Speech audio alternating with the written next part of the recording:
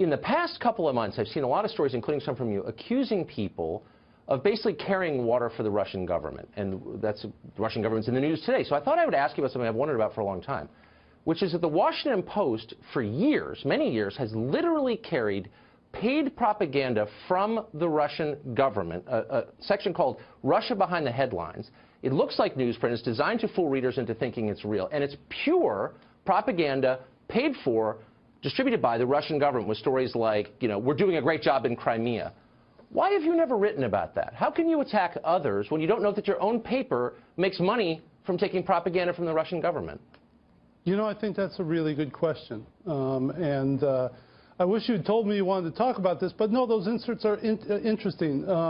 I mean, they are. But why didn't you write about them? That's a good question. I think, you know, I got a lot to write about, but I am interested in that topic, and I appreciate you bringing it up. But it's your own paper. But hold on. Did you, I mean, you cover the media. I do cover the media. I'm just interested. I do cover the media. And I believe there are several newspapers that do run these inserts. I think China has one as well. Right, that's right. They are what's known as native advertising, where there are signs to the reader that this is not your approved journalism. And I do think that people, subscribers to the Washington Post and the New York Times and other places that run these things, can differentiate between the news that is in the paper proper and the news that is in the Russia, China, so on and so forth insert. That's really your answer? Because they're well, I would say two things. One, I remember a very famous piece that you did attacking Politico for running native advertising, Mike Allen in particular, and you were all spun up into moral outrage over native advertising. And you never noted, again, that the Russian government is printing something in your paper designed to fool people, filled with the crudest kind of propaganda, but you didn't even notice it somehow. But I'm not surprised, because in case after case, you fail to cover your own paper, running fake or misleading things. And I'll just give you a couple of examples in case you didn't see them. On February 14th, hold on, Mr. Carlson. I need to back you up there on that. Back up there on that premise. The thing that I wrote about Mike Allen was a different case altogether. It was a headline that said native advertising pioneer. That was a cheeky way of saying that he was folding endorsements of companies and so on and so forth into the very text of his newsletter. There was no attempt whatsoever to differentiate that from advertising. They had sponsors in that newsletter, and so I reject the premise 100%. But, you know, But you still can't answer why your paper intentionally tries to fool readers into believing that Russian propaganda is news and that you haven't bothered to cover it.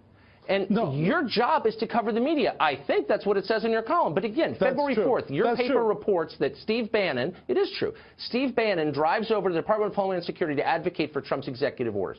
The story turns out to be totally false. It didn't happen. And by the way, your reporters never even called the White House to ask. That's fine. We all make mistakes. You didn't cover it. You didn't cover on January 26th when the State Department fired its entire management team, so said your headline. The story turned out to be totally a crock. You didn't cover that. Why don't you cover your own paper's shortcomings is the question. I think you missed something, Mr. Carlson. Would you look back, I believe it was in January as well, the Post reported something that wasn't quite straight about, I believe it was a power plant up in Vermont. I wrote a very hard-hitting piece about that situation. And if you go back... No, you didn't. I read the piece. You want to read what you read? What you wrote? By the way, two of your reporters reported that the Russian government had broken into and hacked the U.S. electricity grid. They were wrong. You said they were wrong. You never bothered to talk to your own reporters, presumably in the same newsroom that you're in. And here's how you ended the piece. Did you not read my post on that matter? Not only did I read your post, I just reread it about 10 minutes ago, and you did not interview those reporters in there. You said that the paper wouldn't talk to you. I pushed for an interview with editor Marty Barron.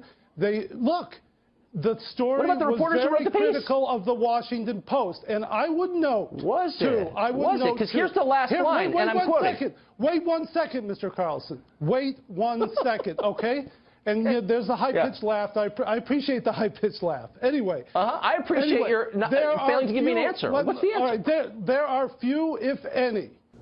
Tucker strikes again and totally humiliates this Washington Post reporter. I love how he says, oh, you should have told me that we were going to talk about this, as if he can't answer the question unless he has pre-prepared lines to say on live TV. Totally a fair question. Look, the Washington Post, one of the biggest pushers of the Russia collusion narrative and Russian propaganda on the internet, helped Trump win in 2016, that whole story.